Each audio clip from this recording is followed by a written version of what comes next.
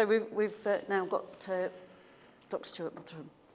Thank you very much, Lynn, and thanks everyone for being here. Delighted to be here myself. I'm not, as Lynn has already said, an expert on Larkin, although I dabble. But I have written quite a lot on Andrew Marvell, and we've been talking a lot about legacies today, of course, as is natural for an anniversary conference. And I want to talk today about, in particular, about Larkin's reflections on Andrew Marvell's legacy. But in the process, I'll be doubling back and thinking about what his essay on Marvell has to say about himself and his own legacy. So in recent years, we've been busy celebrating anniversaries of famous literary births here at Hull. Hard on the heels of Larkin 100 was the anniversary of that other Hull poet, Andrew Marvell, whose 400th birthday anniversary we marked while deep in the third national lockdown in March 2021 through an online gathering of academics, poets and politicians who came together to discuss Marvell's life, literature and legacy. Any literary anniversary raises questions about the rightness of remembering writers as well as their relevance to the now. In Marvell's case, our muted celebrations online, in private and in the midst of pandemic, inevitably drew unfavourable comparisons, for us at least, with the pomp and circumstance of Hull's celebrations for Marvell's 300th anniversary in March 1921, a day of public processions and church services, culminating in a series of public talks at the Guildhall, in which the mayor, who you can see in the middle of this picture, T. Beecroft Atkinson, praised Marvell as the greatest advance advertisement Hull had ever had. But by far the most influential tribute to Marvell in 1921 was T.S. Eliot's critical reassessment of his reputation as a poet. The first of his three high-impact essays on 17th-century poetry, in which Eliot redefined Marvell and the metaphysicals as the high watermark of English verse and highlighted the intellectual rigour of their poetry. And of course, we spoke about Donne earlier, and yes, indeed, Donne was very much included in Eliot's admiration. Eliot's rediscovery of Marvell's lyric poems and the, and I quote, whole civilizations that he saw beneath Marvell's lines set the tone for generations of Marvell critics in the 20th century. We, of course, were not the first generation to reflect in March 2021 on the legacy of 1921 for Marvell studies. For at the vanguard of efforts to reread Marvell in the wake of Eliot and his critical followers was the poet Philip Larkin. Larkin's essay, The Changing Face of Andrew Marvell, came out in 1978 in the January issue of the Lincolnshire and Humberside Arts Association's diary, a sort of what's on, as far as I can see, for the East Coast. 1978 was a year marking another Marvell tercentenary, this time the 300th anniversary of his death.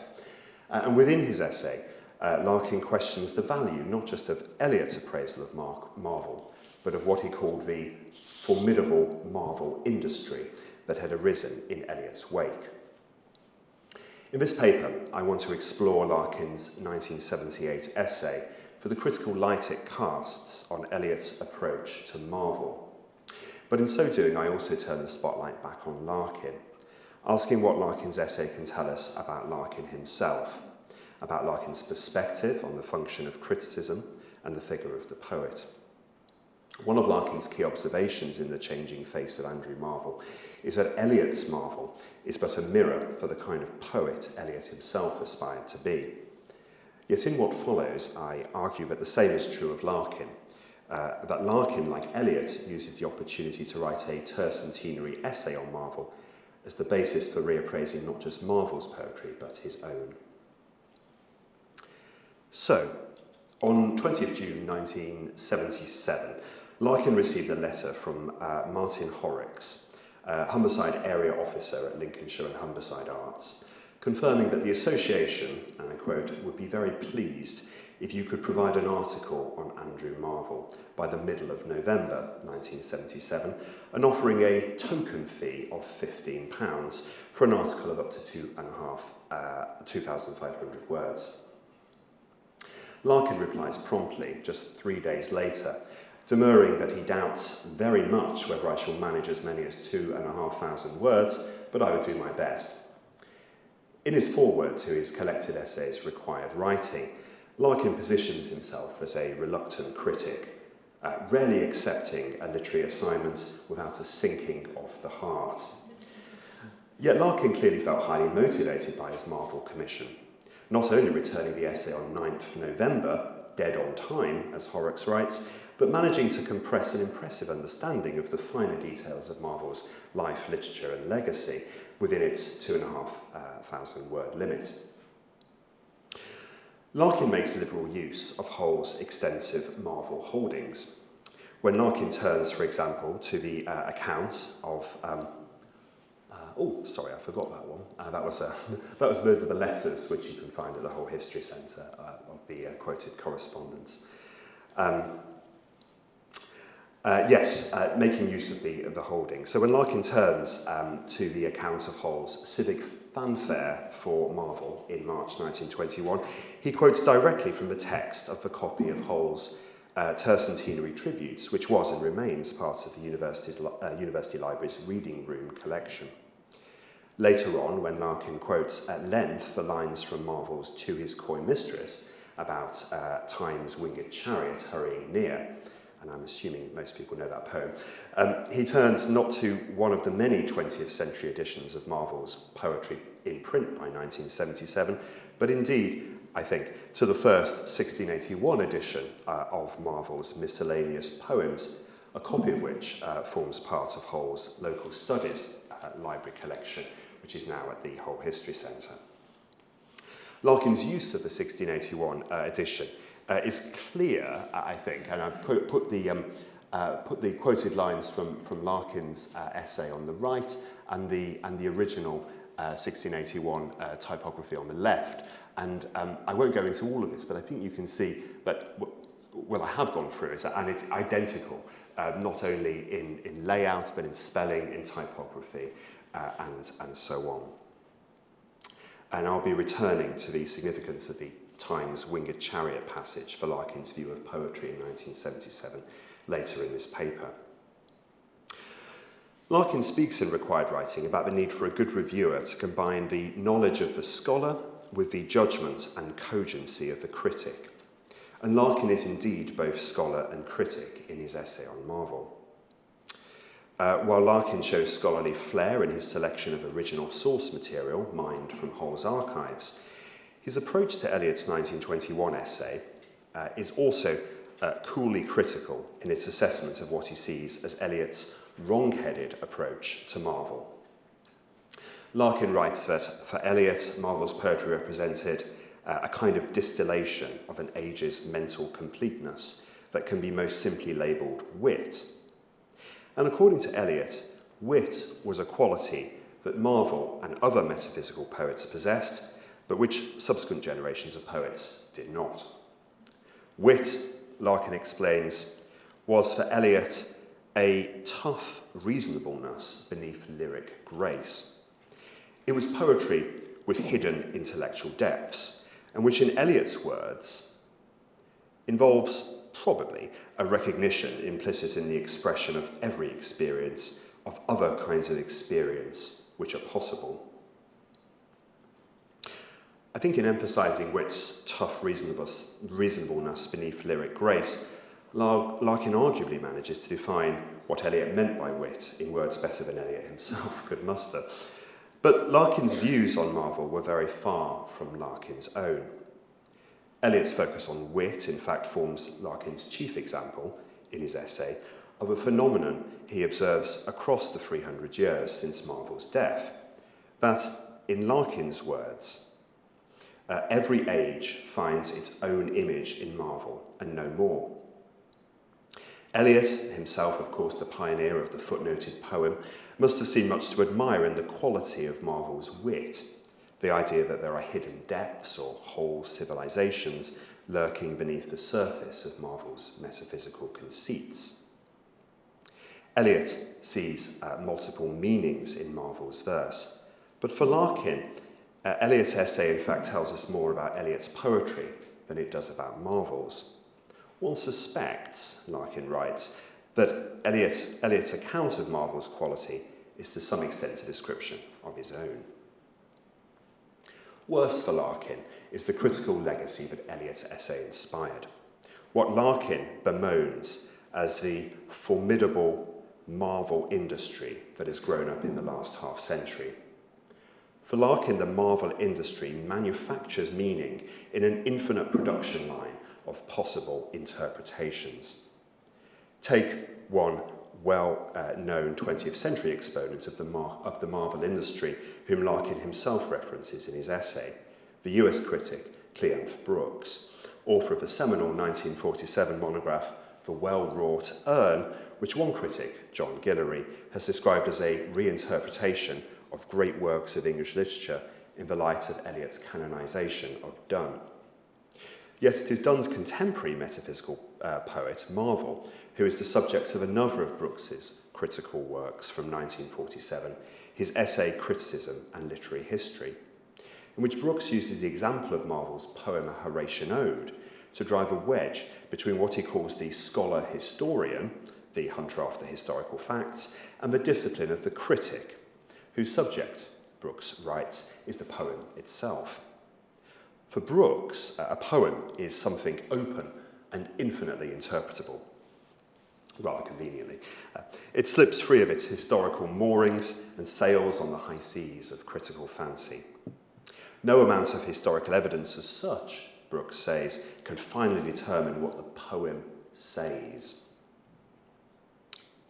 These are comments that provoked an angry rebuttal from one scholar critic, Douglas Bush, to whose 1952 essay Brooks himself responded the following year. The twists and turns of the Brooks-Bush debate need not concern us here, short of noting with one recent commentator, Matthew Augustine, that Bush lighted on precisely the wrong example in choosing Marvell's famously ambivalent A Horatian Ode as his test case for accusing Brooks of twisting Marvell's plain words into irony.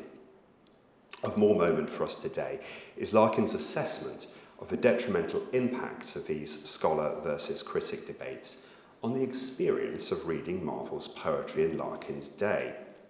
As Larkin writes in The Changing Face, much of modern Marvell criticism has a curiously inhibiting character on one's ability to read the poems, just as the description of a chair in terms of whizzing molecules would make one afraid to sit down on it. And Larkin is indeed sitting on a chair there, hence the choice of image, in case you were wondering. Larkin's simile of whizzing molecules is certainly striking, but this idea that poetry criticism can act to inhibit our enjoyment of poetry reading is by no means confined to Larkin's essay on Marvell. Indeed, Larkin makes precisely this point 30 years earlier in his essay, The Pleasure Principle. Oh, sorry, I've got a typo there, principle. Just noticed that. The pleasure principle refers to what Larkin sees as the litmus test for all good poetry, but the measure of a poem is the pleasure it gives to readers. In this earlier essay, Larkin laments the fact that reading poetry has, in his view, become more a duty than a pleasure because of what he calls a, quote, cunning merger between poet, literary critic, and academic critic, wherein readers, Larkin continues, not only pay for the poetry, but pay to have it explained afterwards. The whole process of criticism, that is, the new criticism, exemplified by Cleanth Brooks, complicates poetry and inhibits readers, and Larkin argues that readers should free themselves from this critical burden by applying the pleasure principle to poetry, asking whether they do in fact enjoy what they read, and if not, what the point is of carrying on. Larkin ends by pointing readers of the pleasure principle to one critic, David Dapes, I hope I'm saying his name right there, who shares the views Larkin would later elaborate on new critics like Cleanth Brooks. Like Larkin, David Dakes feels that poetry criticism is too often detrimental to the pleasure of reading poetry, and that critics can often seem happier talking about literature than reading and enjoying it. Larkin's essay on Marvell points out that every generation sees themselves reflected in the pages of Marvell's poetry. But it is no small irony that Larkin himself falls foul of the critical tendency he outlines, and that his demolition job on the so-called Marvell industry is itself motivated by a desire to free Marvell from the constraints of modern criticism, and therefore to read him in light of Larkin's own critical measure, the pleasure principle. Larkin then is as guilty as Eliot in changing the face of Marvell to suit his own agenda as poet and critic. But I want to suggest briefly in conclusion that the principle that poetry should give pleasure to readers also exerts its own pressures not only on Larkin's assessment of Marvell's legacy, but on Larkin's assessment of his own poetic legacy for future readers. At issue for Larkin is how poetry can continue to give pleasure to future readers once a poet's language has faded and their cultural assumptions feel jaded. Every poet's reputation fades, Larkin writes, despite the iron lung of academic English teaching. Musing on this in his essay on Marvell, Larkin quotes the passage on screen from Marvell's To His Coy Mistress about Time's winged chariot hurrying near, as an example of how the best of Marvell's verse still compels attention from readers today, despite the depredations of Time's winged chariot on Marvell's language and his subject matter. Larkin writes elsewhere of the process of verbal pickling, a means to preserve the pleasures of your poetry for future generations of readers.